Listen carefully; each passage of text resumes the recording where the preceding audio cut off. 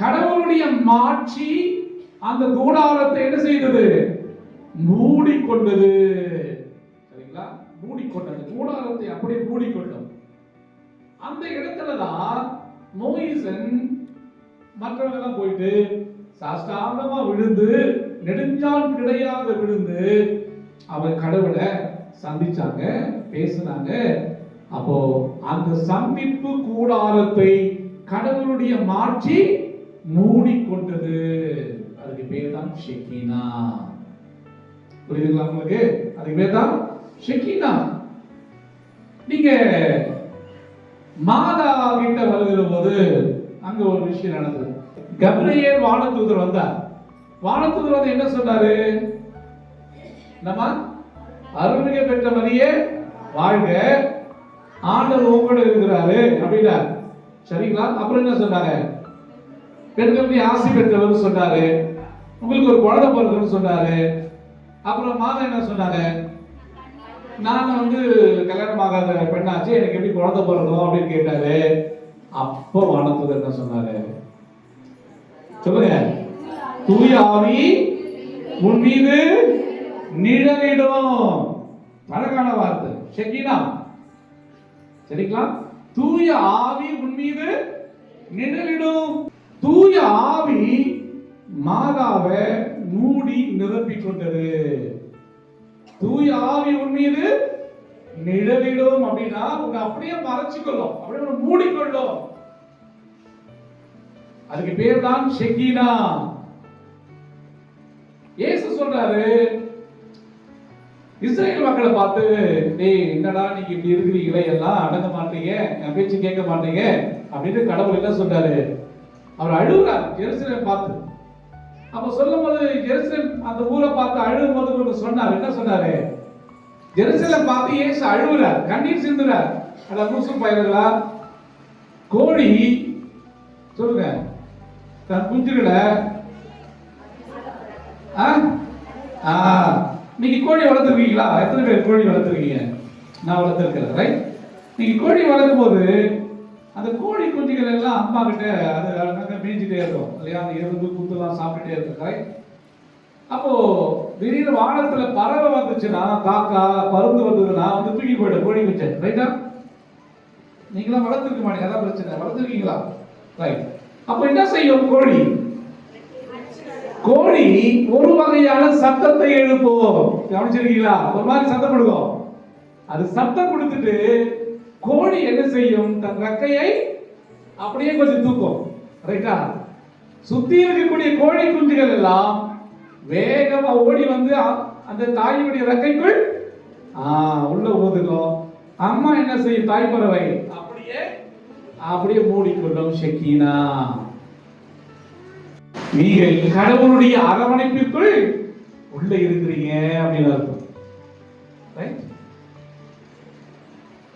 இந்த ஊதாரி மகன் அந்த கதையில சின்ன பையன் அவரு வரார். அவர் வருகிற போது அப்பா என்ன செய்யறாரு? ஓடி போய் தன் மகனை அரவணைத்துக் கொள்ளுகிறார். சரிங்களா? எப்படி கட்டி பிடிச்சிருப்பாரு தாத்தா அப்பா? எல்லாம் தெரியவில்லை இல்ல? அந்த கட்டி பிடித்தல், அரவணைத்தல். இளைய மகனை அப்பா அழகாக கட்டி பிடிக்கிறார். ஒரு ஓவியன் பிரான்ஸ் நாட்டை சேர்ந்தவர், அவர் வரைகிறார் இந்த படத்தை. அப்படி அப்பா தன் மகனை கட்டி அரவணைக்கிற போது தன் மார்புக்குள்ள அப்படியே அரவணைத்துக் கொள்ளுகிறார். அப்படி பண்ணும் பொழுது அப்பாவுடைய ஒரு கை வலையில் இருக்கிறது, இன்னொரு கை ஆணுடைய கையாக இருக்கிறது. அழகான ஒரு பேணி. சரிங்களா? அவர் என்ன சொல்ல வர்றாரு? ஒரு தாய் போல கடவுள் உங்களையும் என்னையும் அரவணைக்கிற தேவனாக இருக்கிறார். நீ பாவியாது, கெட்டவனாயிரு, மோசமாவனாயிரு, ஆனாலும் கூட கடவுளுடைய அன்புக்கு அளவு கிடையாது. கடவுள் உன்னை நேசிக்கிறார். ஷெக்கீனா என்றால் கடவுளுடைய பேர் அன்பு உங்களை என்ன செய்கிறது? மூடி மறைத்துக் கொள்ளுகிறது. அப்ப தேவனுடைய இறுக்கத்துக்குள் நாம் இருந்தால் அது ஒரு பெரிய பாக்கியம். கோழி தன் குஞ்சை தன்னுடைய ரெக்கைக்குள் அடைகாக்கிறது.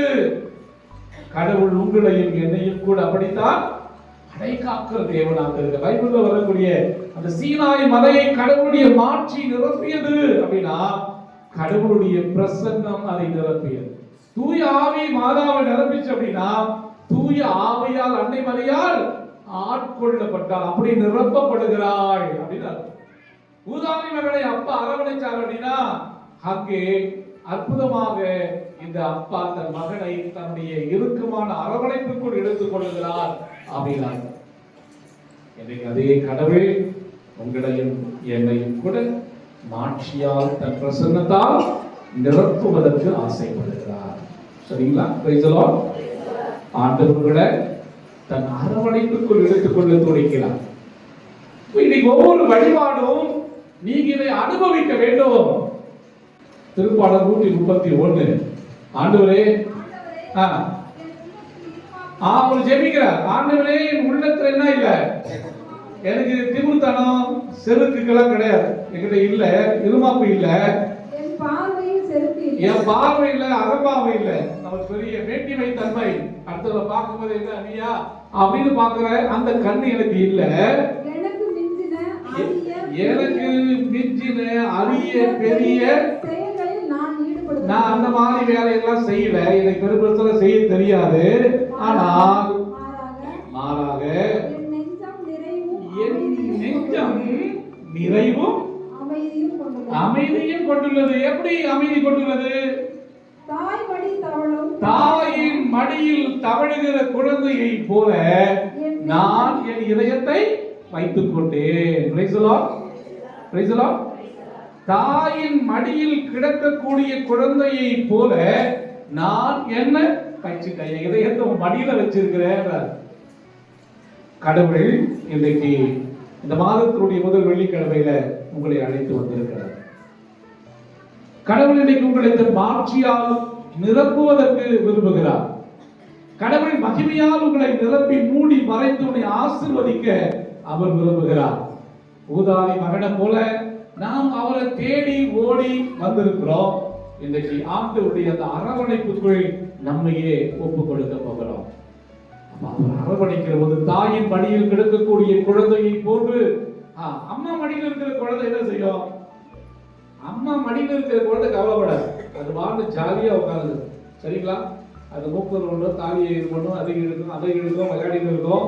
அது எதை பத்தியும் கவலை படவே படாது. சரிங்களா? தாயின் மடியில் இருக்கக்கூடிய குழந்தைக்கு அம்மா தான் பெரிய பாதுகாப்பு. எங்க அம்மா என்னோடு இருக்கிறாள், எங்க அம்மாவுடைய சூடு எனக்கு தெரியலன்னா குழந்தை அழ ஆரம்பிக்கும். கரெக்டா?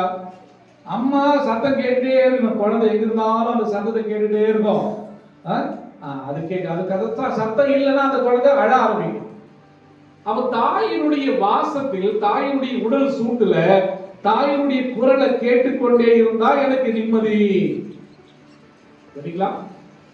ஆண்டவர் இயேசுவும் கூட நமக்கு அப்படித்தான் இருக்கிறாரு. ஆகவே இன்றைக்கு நாம் ஆண்டவருடைய பிரசன்னத்துல மகிழ்ச்சியோட நாம பல நேரங்களில் பலங்களை யோசிச்சு இருக்கிறோம். நம்மளை யோசிக்கலாம் வேண்டாம். இன்னைக்கு நாம இந்த ஆராதனை வேளையில நம்ம முழுமையாய் ஆண்டவருக்கு ஒப்புக் கொடுக்க